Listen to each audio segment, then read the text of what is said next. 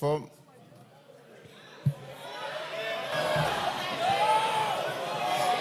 Kimani Ichung'WA. Thank you. Imani Ichung'WA will speak. Thank you, Honorable Speaker. Ichung'WA will speak. Thank you, Honorable Speaker. Honorable Speaker, let me first welcome members back to the House after the long recess and join you in thanking members even for showing up during the special sitting last month.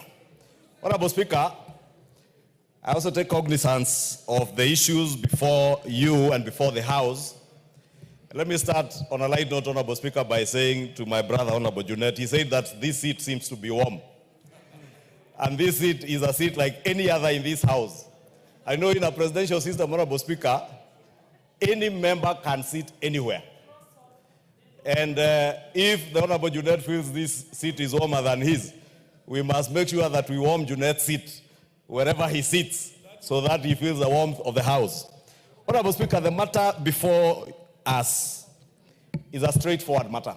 And I want to agree with many of the things that have been said, including what the Honorable Karoli Omondi has just said, that the import of this court ruling has nothing to do with past decisions of this House over the last 2 years. Because decisions of the House, whether it is legislation, whether it is approvals that we make, are not made by a party. Neither are they made as business owned by the leader of the Bensouda, you can't just dash across the floor like that. Order.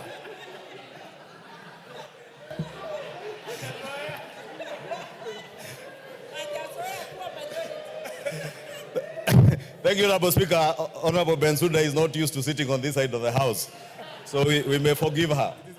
Honorable Speaker, I was saying that decisions of the House are decisions of Parliament.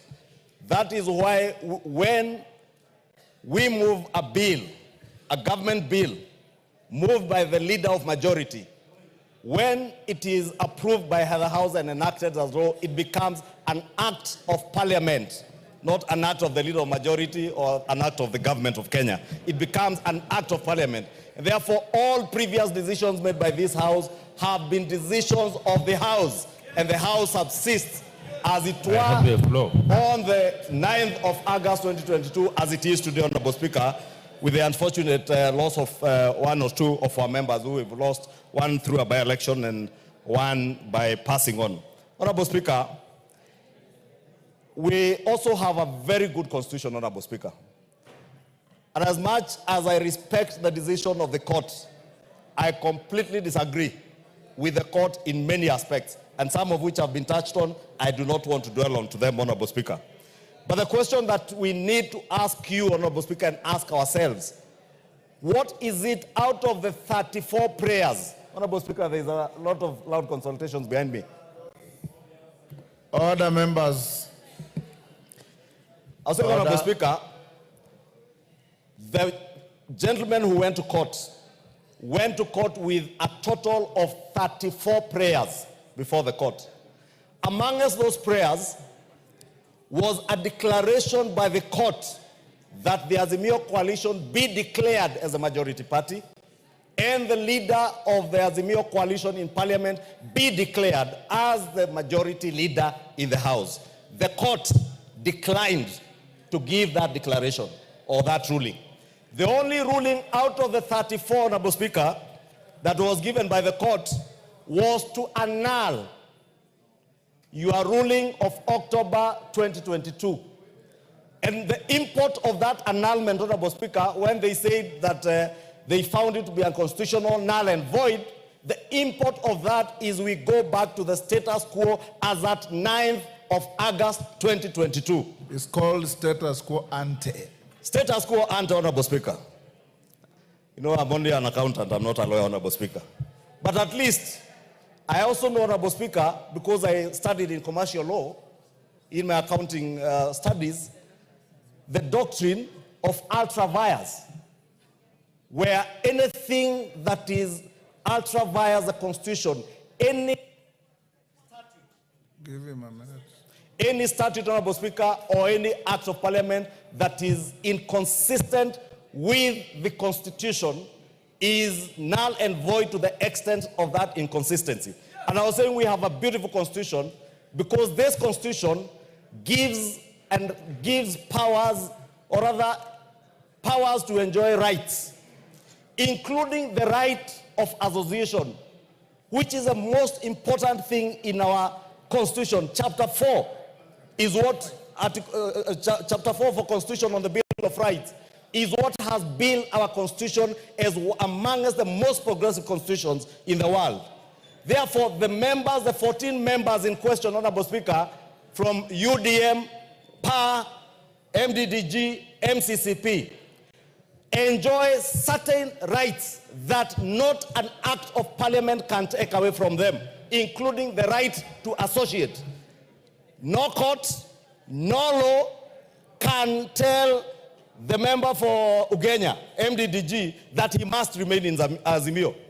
There is no court, no act of parliament, including the Political Parties and the Political Parties Coalition Act that was acrimoniously passed in this House at the tail end of the last parliament, can force the 8 members of UDM to associate with Azimio. That cannot happen, Honorable Speaker, and that is why, to a large extent, I disagree with the court, because those 14 members enjoy certain inalienable rights to enjoy their rights of association, to associate with the political coalition they desired. And they told us, the Honorable Speaker, letters were tabled, including letters, Honorable Speaker, that I have seen from the Registrar of Political Parties, ascertaining that MDDG, UDM, PA, Maendeleo Chap have left Azimio. The leader of Jubilee Party in this House, Honorable Speaker, the Honorable Sabina Chege, has today enjoys a position as a whip of an independent parliamentary political party called Jubilee. On that basis, Honorable Speaker, Jubilee then cannot and shall not and shall never be counted as part of Azimio. Therefore, Honorable Speaker, Honorable Speaker, we are inviting you to make a decision on the status quo ante. On status quo ante, Honorable Speaker, it is up to you as a Speaker to now make a fresh ruling, since you are ruling. Yes, Junet. Mr. Speaker, it is not my intention to interrupt. You have already done so. Yeah, my colleague, Mr. Speaker, yes. The minority leader. Mr. Speaker, is it correct, Mr. Speaker, for the minority leader to mislead the House that those parties who are members of Azimio cannot be forced to stay in Azimio, Mr. Speaker? To that extent, Mr. Speaker, there is a procedure of getting out of Azimio, Mr. Speaker. They have not followed the procedure, Mr. Speaker, and I can tell you I'm the Secretary General of Azimio, Mr. Speaker. They only wrote letters to me. They never followed the procedure, Mr. Speaker. And Mr. Speaker, I can see David Ochieng wants to respond to me. That's one member party, Mr. Speaker. We can discuss in this, Mr. Speaker. Order, Honorable Junet. Don't disparage your colleagues. You are better than that. Kimani Ichung'wa, you have 1 minute. Honorable Speaker, so that I do not waste a lot of time, I was saying that what you are being called upon to determine from the status quo ante is as we speak now, because your decision or your ruling of October has been annulled by the court. Respect to that court ruling is paramount, and you must respect it.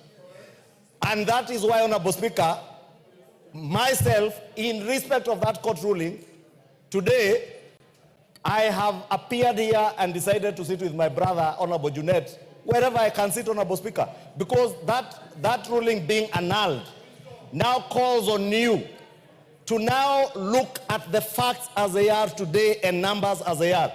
Honorable Speaker, you know, last week we got letters from the clerk's office, myself and the Honorable Junet Mohammed, to submit names for the House Business Committee. And it is important to note, Honorable Speaker, that both of us have since submitted names to the House Business Committee, names which appear on the order paper today, both from the minority side and from the majority side, Honorable Speaker. And when we did that, Honorable Speaker, we were cognizant because we did the letters, some as late as yesterday, of the court ruling. I therefore want to ask you, Honorable Speaker, as you make your decision on this matter, to look at all the facts as they are. The 14 contentious slots in Azimio, and I agree with Honorable Junet, there was a process of getting out of Azimio.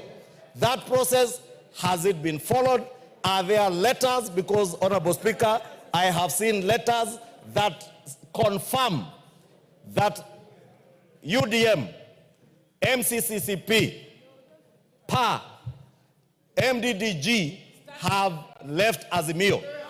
The Honorable Sabina Chege, Honorable Speaker, I am speaking about the letters, Honorable Speaker, that I have, which I will table before the House, Honorable Speaker, because I have copies in the office from the Registrar of Political Parties. And therefore, Honorable Speaker, I want to beg of you that as you make that decision, look at those facts.